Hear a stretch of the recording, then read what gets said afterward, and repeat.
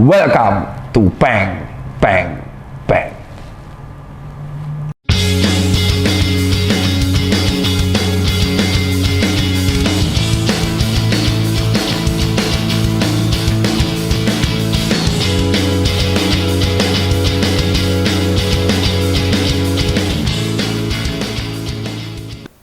Gangguan cemas atau anxiety bisa memunculkan gejala-gejala penyakit.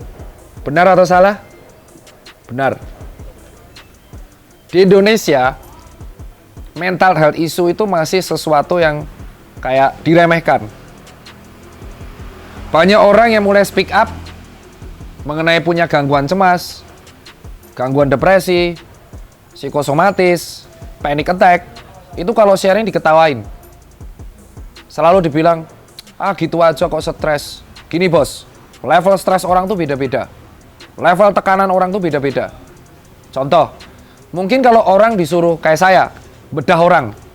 Saya kalau lihat darah, udah biasa aja. Ini siapa buang plastik sembarangan? Kalau pegawai saya ada yang buang plastik sembarangan, gaji saya potong setahun. Nih, level stres orang tuh beda-beda. Mungkin kalau saya melihat darah, saya biasa aja. Tapi mungkin kalau Jonathan disuruh lihat otak manusia, pingsan dia. Mungkin kalau saya jadi Daniel, suruh ngedit, pingsan saya. Tapi Daniel kalau suruh jadi saya juga pingsan. Sepatu orang tuh beda-beda. Sepatu saya, sepatu Anda, itu berbeda. Jadi jangan sok tahu mengenai masalah orang. Mental health issue itu menjadi sebuah masalah yang harusnya kita utamakan juga. Ketika seseorang lagi speak up mengenai masalah mental ya, itu bukan dihujat. Ujung-ujungnya, kamu kurang bersyukur, kamu kurang berdoa. Saya ngerti.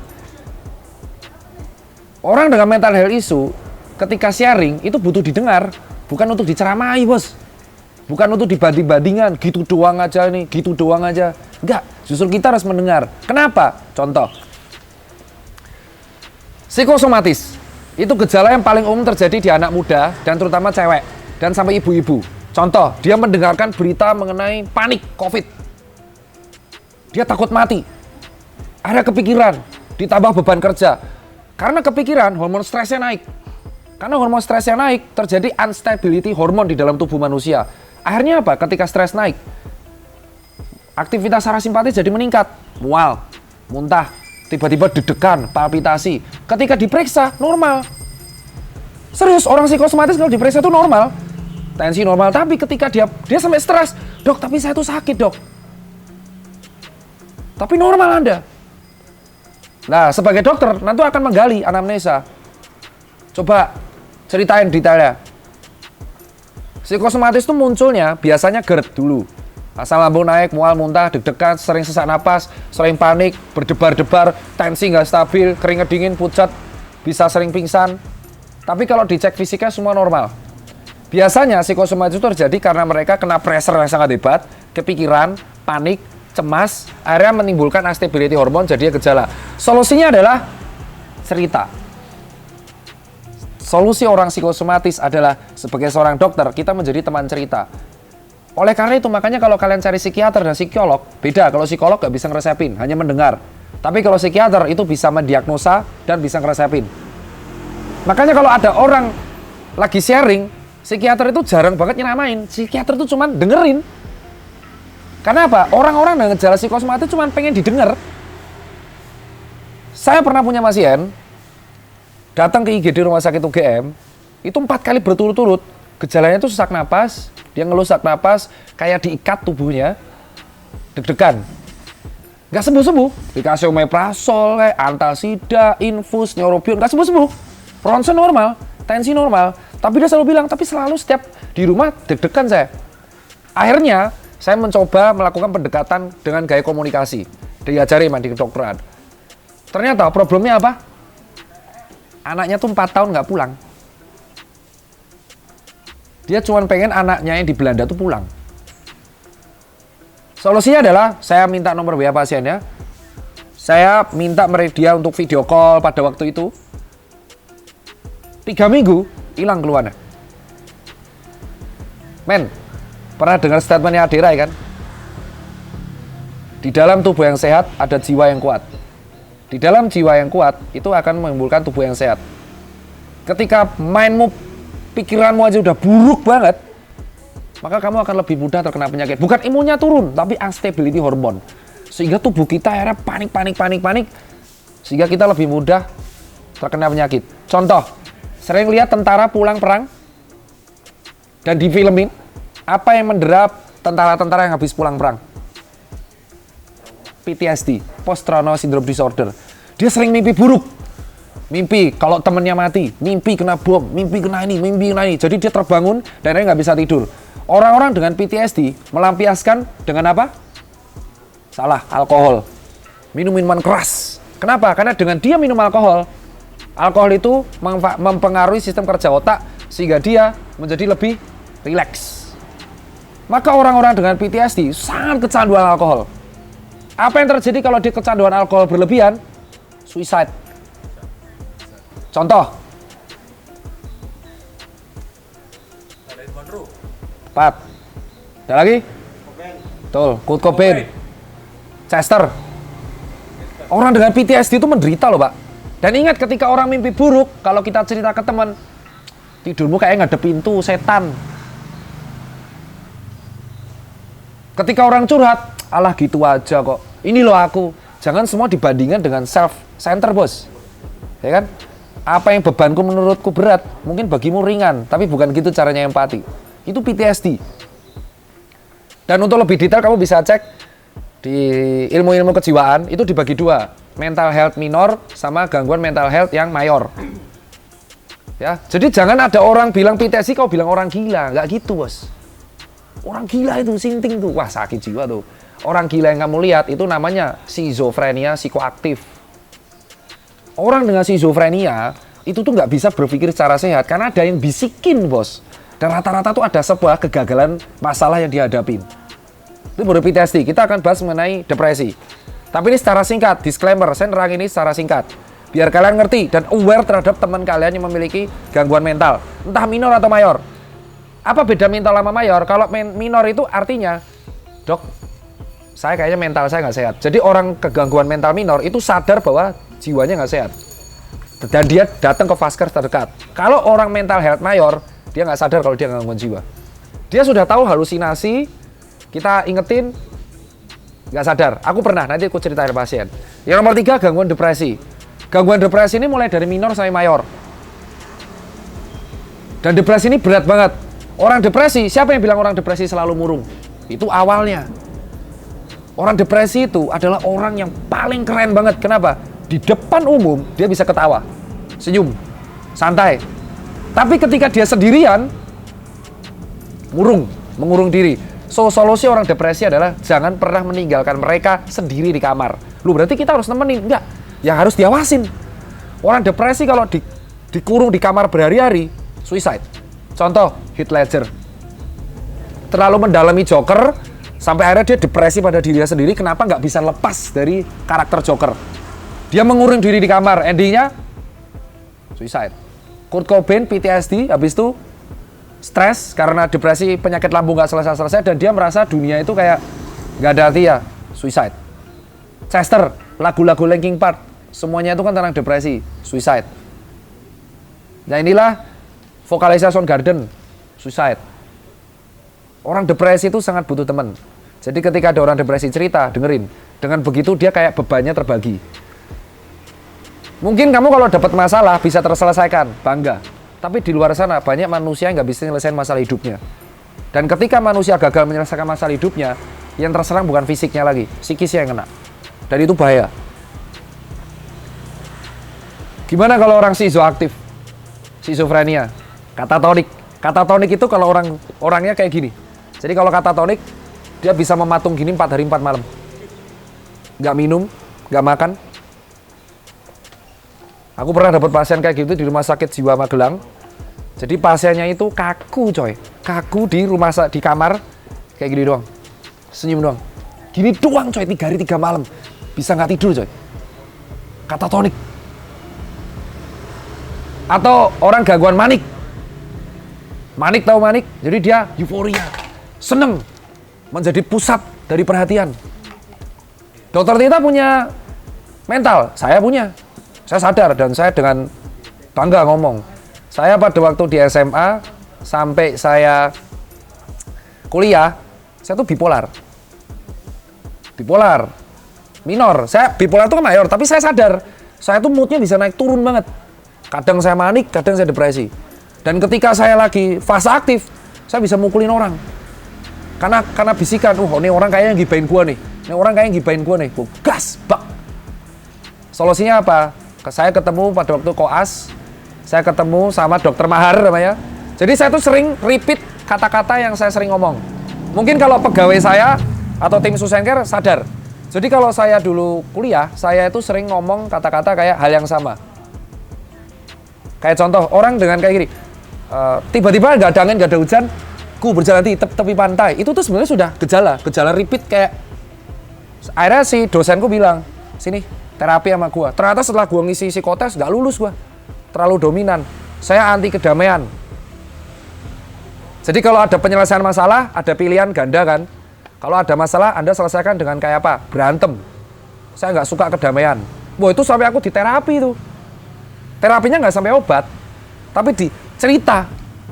Ternyata saya punya kegagalan masalah. Kegagalan saya adalah saya nggak bisa beradaptasi karena saya selalu diremehin orang tua, ditantang. Padahal ternyata saya penerimanya salah. Orang tua tuh memberikan tekanan supaya saya jadi orang, tapi tekanan itu saya adaptasi menjadi sebuah beban. Jadi akhirnya saya tuh sangat mudah impulsif. Tapi di satu sisi kadang saya menyesali kalau impulsif.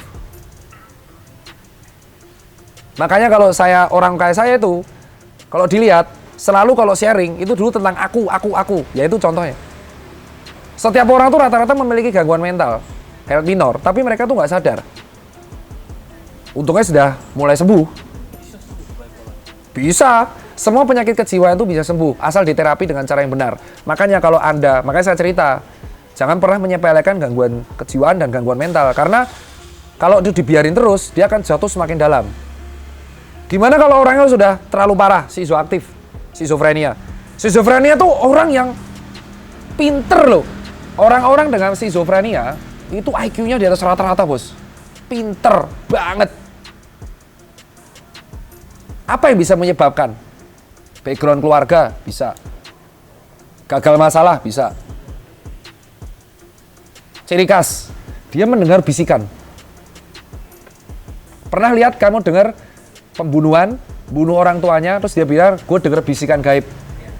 Itu yang bisikin bukan orang gaib, dirinya sendiri, bos. Jadi dia bisikin. Ini kalau, itu orang kayaknya, ini namanya skizoparanoid. Jadi skizofrenia dengan paranoid. Jadi dia dengar bisikan, bisikannya itu menjelaskan bahwa orang ini mau membunuh kamu. Jadi kamu harus bunuh dia dulu sebelum kamu dibunuh. Lu tahu apa yang dilakuin? Dibunuh beneran, bos.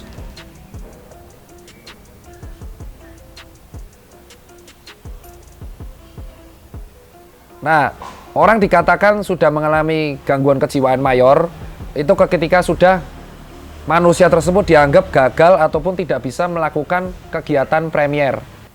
Nah, kalau orang dikatakan gangguan mental mayor itu ketika mereka skizofrenia yang sudah mayor, berat banget, itu ketika mereka sudah nggak bisa mengurus dirinya sendiri. Contoh, mandi, makan, merawat diri. Maka kalau kalian lihat itu orang-orang yang di pinggir jalan, itu kalau diajak ngomong nyambung, bro. Siapa yang bilang? Nyambung, cuman impulsif, dia nggak sadar dia tuh ngapain. Yang dia lakuin sekarang tuh dia merasa di alam yang lain, dimensi yang lain yang dia rasain. Jadi dia jalan-jalan nggak pakai baju, dia jalan-jalan nggak pakai baju, keliling rumah gitu mungkin, terus rambutnya gondrong, dia nggak ngerasa sakit. Kenapa? Aku ngerasa kenapa? Dia kayak di alam lain, tapi dan kayak grumble sendiri, ojek gitu kan. Tapi kalau kamu aja ngomong nyambung, bos. Dan kadang bahkan kalau kita ngomong sama orang dengan gangguan jiwa yang mayor, itu bahkan lebih realistis daripada kita ngomong sama orang normal. Karena saya pernah konsultasi sama pasien kejiwaan, saya malah jadi memahami. Dia cuma punya masalah doang. Makanya ada dinas sosial, kalau ada penyakit jiwaan dirawat. Apakah orang skizofrenia yang keliling-keliling itu di jalanan kalau diurus bisa sembuh? Bisa. Bisa. Dia tuh nggak sadar ngapain. Tapi dia impulsif. Nah terus gimana dok kalau dia nanti ngejar-ngejar kita? Jangan digoda. Kalau kamu ketemu orang dengan gangguan kejiwaan di pinggir jalan, langsung telepon dinas sosial. Itu akan dibawa ke rumah sakit untuk dirawat. Jangan kamu goda, jangan diviralin doang. Kasih baju. Saya salut kemarin ada satpam kemarin di sebuah daerah. Lihat ada orang gangguan kejiwaan telanjang sama dia dikasih jaket. Itu keren. Memanusiakanlah manusia bro. Mereka juga manusia, cuma memiliki sakit di jiwanya. Apa momen yang paling saya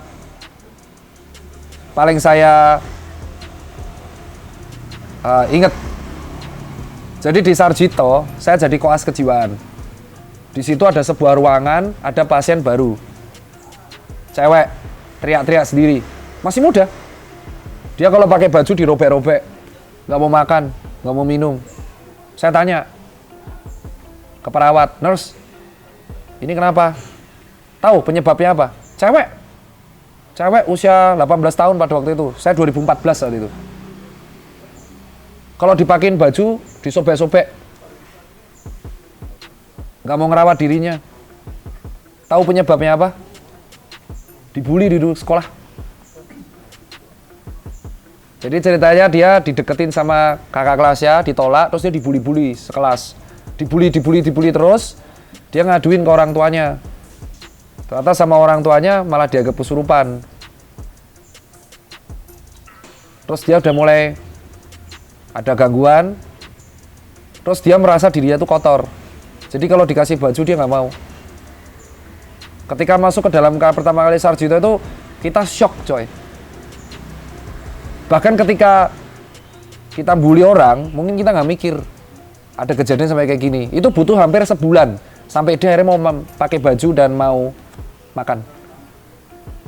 Setelah itu dipindahkan, dirawat khusus oleh dokter kejiwaan di sana, SPKJ, psikiater, dan mulai membaik.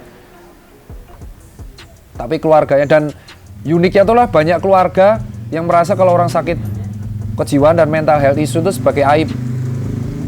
Jadi banyak, kalau sedih ya, kalau di rumah sakit jiwa Magelang, itu banyak tuh beberapa pasien ditaruh sana tapi keluarganya nggak mau datang. Tapi ada juga yang masih sayang sama keluarganya. Jadi gini, buat kalian, penyakit kejiwaan itu bukan aib, bukan tertawaan bos, bukan sesuatu yang menjadi bisa bercandaan itu. Orang gila itu enggak bos. Karena bisa jadi aku atau kamu tuh yang mengalami hal itu juga. Kepribadian, sampai di filmin kan ada kepribadian yang satu orang memulai 6 kepribadian. Itu ada. Jadi dia bisa ngomong sendiri. Saya Tirta yang fashionable, besoknya jadi Tirta perang, tuh bisa. Ada orang kayak gitu. Tapi ada yang lucu. Saya sering ngobrol tuh, makanya saya bilang di stase koas paling saya suka adalah stase kejiwaan. Jadi saya pernah dapat pasien satu, dia merasa juara olimpiade karate. Tahu diapain? Pertama, kenapa saya jadi teman baiknya dia? Saya ditampar soalnya. Jadi baru periksa, puat! Lu emosi sama orang yang nampar lu. Terus setelah ditampar dia ketawa. Tadi saya lihat ada benda sebesar ini di pipi dokter. Oh ya siap. Saya sabuk hitam. Mantap kan dok? Mantap. Mimisen nabi saya di situ. Teman saya malah diludahin. Terus saya cerita, Pak, gimana kabar? Saya bisa sebut nama. Dan ini real. Kalau ada bisa rumah sakit jiwa Magelang, kayaknya pasiennya harusnya udah sembuh ya, udah hampir 8 tahun soalnya nggak ketemu. Dia ngomong, dok, saya besok mau berangkat karate saya olimpiade. Karate kau? Nah, kalau dokter psikiater, kalau ada pasien curhat, kita tanggepin. Harus tahu masalahnya apa. Kalau kalian, orang-orang awam, sadar toh? Enggak. Kita harus dengar, karena ingat, jadi psikiater atau dokter yang mengalami jiwaan, kita tuh nggak boleh ngomong dulu, dengerin. Karate ya? Iya, olimpiade di mana Pak? Orientasi. Olimpiade, berangkat ke Cina saya dok.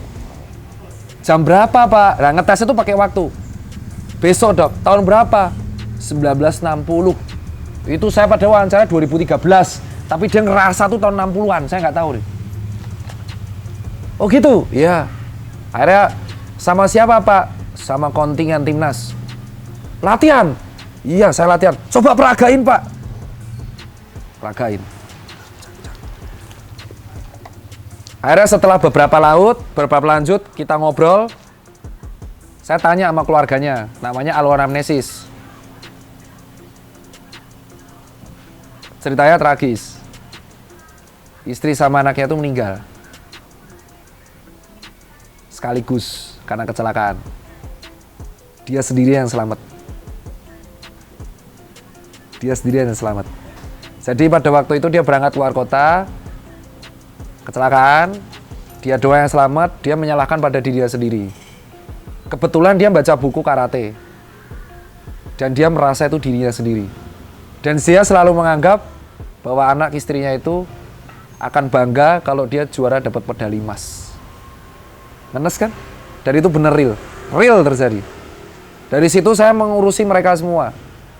Dan kayak ada sensasi kebahagiaan. Itu alasan kenapa saya ketika spesialis, saya masih pengen untuk jadi psikiater. Karena memahami manusia seutuhnya itu ya psikiater. Sayangnya di Indonesia mental health issue itu menjadi bercandaan dan tertawaan. Masa ada yang bilang di TikTok, self healing, bla bla bla, nggak bisa bro. Orang dengan mental health issue itu harus ditolong segera. Supaya mereka tidak jatuh di dalam lebih jauh. Itu kalau dari saya. Jadi buat kalian yang teman-temannya ada masalah berat, jangan ditawain. Jadilah pendengar yang baik. Karena hidup ini bukan tentang kamu. Hidup ini tentang bukan kamu doang, tapi tentang semua. Dok, boleh tanya dok? Berarti rata-rata pasien yang mengalami gangguan kejiwaan minor itu dikarenakan penolakan dengan diri sendiri? Banyak. Ada penolakan diri sendiri, gagal garap tugas, banyak utang, dimarahin bos, bullying. Tapi paling sering bullying. Bullying itu memunculkan gejala mental health minor paling parah, sama pelecehan seksual, terutama cowok. Jadi kita nggak tahu kan ada cowok-cowok yang anak kecil ini dilecehin mungkin sama cowok. Dia tuh bisa memendam dendam loh. Dendamnya tuh parah, nanti dia ketika gede akan melakukan hal yang serupa terhadap anak kecil yang lain. Jadi lu ingat, makanya gue bilang, ingat-ingat aja, lu pernah buat masalah sama siapa atau nyakiti hati siapa. Nah, kalau orang itu nggak akan terima, mungkin orang itu akan membalas lu suatu saat, kecuali lu minta maaf duluan. Dulu aku kayak gitu soalnya. Jadi aku sampai di terapi itu setengah tahun sama dokter Mahar, konsultasi terus setiap hari. Karena sangat-sangat parah gejala aku tuh dulu. Jadi aku suka darah, suka banget lihat penyiksaan. Terus, tapi sadar aku sakit gitu. Aku bisa 2 hari 2 malam gak tidur. Mukul orang, sering pakai keyboard, tiang, DO berkat skor seminggu. Aku paling parah di SMA itu, jadi aku lagi marah, terus diceramain sama guru agama, kupukulin gitu, diurusulin. Pas itu sebelum mualaf tuh. Pendekatan ke Tuhan akan bermanfaat, iya, tapi nggak semua. Jadi gangguan jiwaan memang solusi utamanya adalah cerita. Nanti kalau dia udah membaik, baru mendekatkan rohaninya. Itu bagus. Tapi kalau dia mayor, lu suruh berdoa, lah ngurus dirinya sendiri aja belum bisa, lu suruh dia untuk berdoa belum bisa. Dok, tanya lagi dok. Rata-rata tuh sering dengar tuh kayak ya coba berdamai dengan diri sendiri. Nah itu definisi berdamai diri sendiri tuh gimana sih? Ya itu adalah orang sotoy aja yang nggak tahu. Ya sekarang dia punya masalah yang sangat berat dengan dirinya sendiri. Lu coba ceramah ke Kurt Cobain, bos berdamai dengan diri sendiri bos. Lu kan udah kaya lagu lu, paling lu sama dia tembak shotgun deh. Kenapa? Lu tuh terlalu sotoy sama diri orang. Lu bukan dokter, lu bukan apa, tapi ketika orang ceramah, kamu kurang berdamai dengan diri sendiri. Si anjing buat cerita nggak butuh solusi bos. Orang dengan gangguan kejiwaan tuh nggak butuh solusi, cuma butuh didengar. Denger aja udah, lu jadi pendengar yang baik. Paham? Contoh, dia cerita anak kecil punya teman gaib. Ya ceritain aja, didengerin aja. Anak kecil bisa teman gaib. Tapi kita kalau bilang teman gaib, antara itu indigo beneran atau yang benar dia punya teman imajiner. Anak kecil itu kadang ada yang ngerasa terus ternyata apa? Dilecehkan. Kan nggak berani ngomong. Ya kan? Contoh Chester Bennington, vokalis Linkin Park, pernah dilecehin loh pada waktu kecil. Itu yang membuat dia depresinya nggak bisa hilang. Kita harus di puskesmas itu ada psikolog, tapi untuk speak up mengenai mental health itu tuh jarang. Makanya aku salut sama Marsyanda kan. Marsyanda itu adalah salah satu orang yang menjadi pelopor ketika dia sadar dia punya gangguan mental dan dia ngomong. Yuli kan ketika dulu dia ngomong mengenai speak up gangguan mental, dia diketawain kan sama netizen. Itu tindakan keterlaluan. Ntar, akhirnya sekarang Marsyanda mulai bisa speak up, dia happy dengan dirinya sendiri dan itu menjadi contoh bagi kita semua. Kalau orang dengan gangguan mental itu perlu didengar doang. Didengar aja, nggak usah dianggapin, dengerin aja. Karena dia happy kalau didengar. Dan kadang mungkin dengan kita menjadi pendengar yang baik, itu beban dia bisa hilang perlahan. Kamu tanya apa? Dok, skijo itu ada tahapannya nggak sih? Wah ada, tapi kalau gua bahas di sini 2 jam. Oh, baru 2 jam. Pinter pertanyaannya. Skizofrenia tuh tahapannya banyak. Ada skizoaktif, ada psikoaktif, ada psikosis, ada skizo yang nggak aktif. Yang lo lihat apa? Yang di film-film skizofrenia itu apa? Suka bunuh atau apa? Nggak, Itu dia lebih kalau misalkan ada orang tuh dia pasti ke tahap stres itu kan skizo juga kan. Tapi hitungannya dia ngomong sama orang, ngomong sama diri sendiri gitu. Itu maksudnya apa? Oh, itu masih psikoaktif. Dia halusinasi. Jadi dia merasa dia ngobrol punya teman imajiner. Itu masih enak. Tapi kan yang di film-film skizofrenia tuh dianggap sebagai kayak menakutkan, membunuh. Enggak, itu sebagian kecil. Membunuh, terus suka membunuh, darah dingin. Itu film. Orang skizofrenia ya banyak. Jadi ya enggak semua orang suka kekerasan, enggak. Itu film. Jadi ya jangan terlalu percaya semua film. Ada yang kayak gitu, ada, tapi enggak semuanya gitu. Contoh film-film mengenai mental health yang populer diperankan Shutter Island. Ya kan? Dia trauma masa panjang mengenai istrinya yang membunuh anak-anaknya. Dia nggak bisa menerima, terus dia berpura-pura menjadi detektif. Dia sadar dia sakit, akhirnya sembuh. Tapi dia akhirnya meminta di lobektomi saja.